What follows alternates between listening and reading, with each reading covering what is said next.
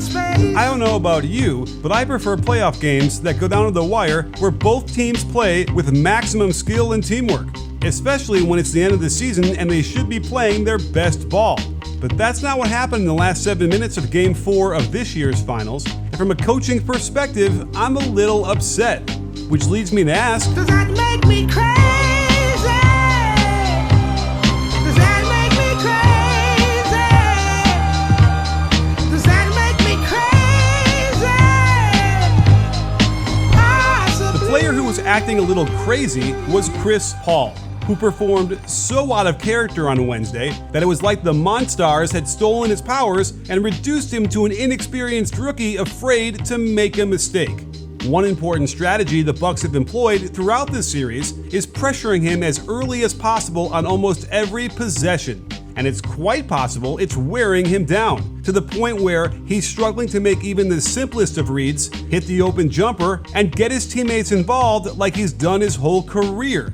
And if I told his fans that he might not recover from this, they'd probably say, I think you're crazy. I think you're crazy. I think you're crazy. Just like me. With this out-of-bounds play, Cam Johnson comes around a double screen to the left corner. The defense doesn't switch and it left Pat Connaughton with a tough angle trying to contest from behind, but the beautiful quick release gets it off from 15 feet.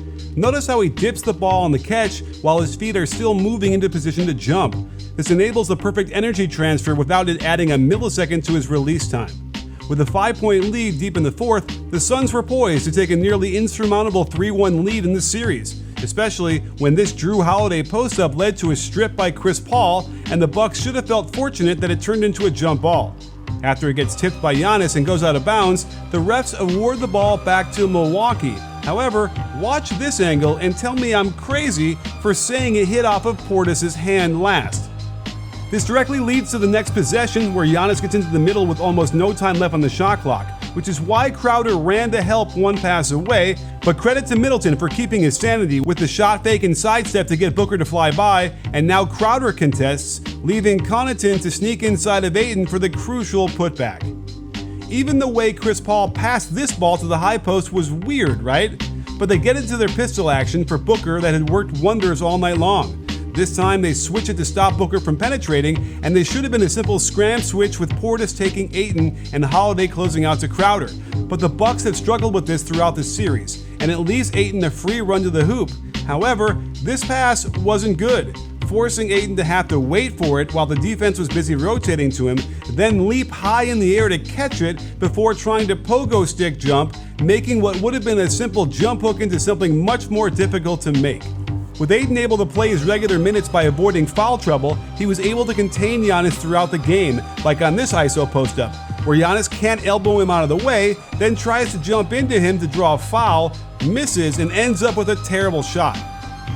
Having Ayton in there for his normal minutes was a big difference for the Suns, especially since he's the only effective Giannis defender they have.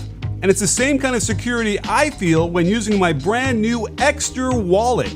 Check how easy it is to pop my cards out and find exactly what I need in an instant, just like an Ayton lob. And it's so thin and clean, I get compliments on it all the time. I'm currently using their Parliament wallet. The premium, high-quality leather reminds me of traditional wallets and NBA basketballs. But they also have RFID protection against fraud and identity theft. The coolest thing is that if I lose my wallet, I can ping it with a solar-charged card. And if I lose my phone, my wallet can ring that.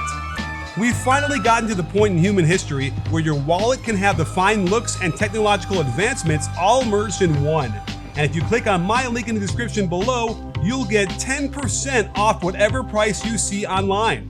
So head to extra.com/CoachNick right now, get my special deal, and it'll change the way you wallet and give you the same confidence with your important credit cards as Devin Booker does to the Suns' offense. Which is why it wasn't surprising that once they forced Portis onto him off the ball screen, he'd ISO. But remember, we'd seen Portis play excellent one-on-one defense before in this series, and he does it again, and even though he falls backwards a step, he still at least tries to get his hand up and Booker is short. Still up 3 with the clock ticking under 4 minutes, the Suns were in good shape. Eventually, CP3 calls for a Spain pick and roll where he gets the high ball screen and Booker back screens Ayton's man. This had worked wonders for them throughout this game, and when he forces both Connaughton and Middleton to pick him up, it left Booker wide open. However, Booker drifts back towards the left wing, not the top, making this angle harder to pass to. However, Paul should have been dumping it off to Ayton for the dunk. That was the easier play, and instead, Giannis is there to make the easy steal. And this is where it got insane. Earlier in the fourth, with 4 fouls already, Booker made the boneheaded play to get extra physical with the unnecessary body block box out for his 5th, which sent him to the bench for 5 minutes when the Bucks began their comeback. Now, with over 3.5 minutes left, he just takes the foul on Jrue Holiday, both by running right into him and then also grabbing him with his right arm. After the game, the referee admitted he blew it by not calling the foul here, and Booker even had the temerity to argue it should have been a jump ball. Plays like this don't quell the rumors and conspiracies that the league protects its star players, but I'm more frustrated that Booker even put himself in this position. But the Suns were still in good shape with a 1-point lead and the clock ticking towards 3 minutes. It was already clear that Chris Paul was on shaky ground to say the least. So why is he running the show while Booker has to stand in the corner watching? They try to run a snapback action for a Johnson 3, but when Middleton gets around the screen, he gives it right back to Paul. I like the crossover to get past Giannis, but he's not fast enough to maintain that advantage. He knows this, we all know this, and credit to Middleton for not helping one pass away off of Booker in the corner. So why doesn't CP3 get up in the air to the baseline and fire the pass to the open Crowder in the corner? I want to give as much credit to Giannis as possible on this block, but he just does what he's supposed to do, jump in the air and put his hand up, and CP3 obliges by throwing the ball at it. Now it's a 5-on-4 because CP3 also ends up on the ground under the hoop. Some confusion as to where the defenders should be, with Crowder wandering in the lane. PJ Tucker would have been wide open under the hoop, but so was Connaughton in the corner, and plays like this explain why he was a whopping plus 21 in the plus-minus.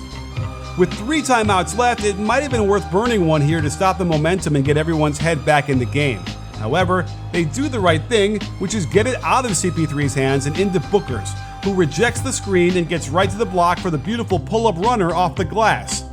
The Bucks want to find Middleton, who, make no mistake, is their number 1 option in their half-court offense. He's supposed to come off the Holiday screen into a handoff, but when he catches Cam Johnson on the high side, he backdoors. The spacing wasn't good to throw the pass, so it flows into a handoff for Holiday, who catches CP3 behind the ball screen and Ayton dropped, but can't hit the open 15-footer. But to make matters worse, Giannis foolishly swipes down at the ball and nails Crowder in the face 94 feet away from their hoop to allow the Suns to go ahead by 2 without even having to run any offense. But think twice. That's my only advice. Having shot a poor 4 for 8 from the free throw line to this point, I was a little surprised the Bucks let him run the pick and roll, and that the Suns didn't just foul him. The screen is set in the lane, and Bridges hedges at first, but then spins himself around while Middleton leverages Ayton completely out of the play. The foul was a bit dubious because Crowder is entitled to his verticality here, but we know that stars tend to get certain calls. What was crazy was that Giannis refused to shoot this, probably because he's scared of shooting clutch free throws. So this allowed the Bucks another possession, and this time they don't mess around. Get it to Middleton, let Giannis roll after the handoff, and he snakes to the open spot for a gorgeous rotating fadeaway from 14 feet to tie it up. The Suns have targeted Pat Connaughton all series long, and it's a bit unfair considering how well he's defended. Of course, we saw Booker hit this ridiculous shot on him, but that's not sustainable, and when it really mattered, he stayed solid, got his hand up to contest, and Booker couldn't draw the foul on him either, shooting this one long. The analytics have said the mid-range shot isn't efficient enough to take many of them, but in the playoffs, when defenses are geared up to stop you from shooting the 3 and getting to the rim, oftentimes there isn't any other shot, and Middleton has been the most clutch mid-range shooter during the playoffs, hitting another one over the good contest by Ayton. Here's the same pistol action we saw earlier for Booker. This time Tucker stays glued to his side so there isn't a switch, but Giannis gets caught 3 steps higher than Ayton. So the lob is in order, but for Booker to do a one-handed flip with his right foot on the ground, and the pass was too high and too far to the left. Ayton should have caught this right at the front of the rim for an easy dunk, but instead, it was amazing he even caught it, and now Giannis has the room he needs to exhibit incredible energy and effort to recover and block this away. But this is where Chris Paul let the Suns down in the worst way. It felt like they had figured things out and weren't going to let him run the show down the stretch. But with Booker just standing there watching on the wing, Chris Paul tries to cross Giannis over again, which almost works, but look how far forward he pitches his head. It's like an extra 35 pounds of weight pulling his body down to the ground. It's the kind of turnover we see young high school players make when they're still not in control of their bodies. And it ends the game as the Bucks fly down the court on a 3-on-1 and scored a tough layup for a 4-point lead, and that was pretty much that. Now we've got a real series, with Game 5 most likely deciding who's going to take home the trophy. The Suns have played well at home, and they're going to need to do something to solve whatever was causing Chris Paul to act so crazy. And they better hope Devin Booker also makes a ton of better decisions, or else the 1-2 punch of Middleton and Giannis will wear them down again. I have to imagine Chris Paul will play a little bit better, but so might Drew Holiday. So I don't know how to predict this. Maybe the Bucks win, maybe the Suns win. But maybe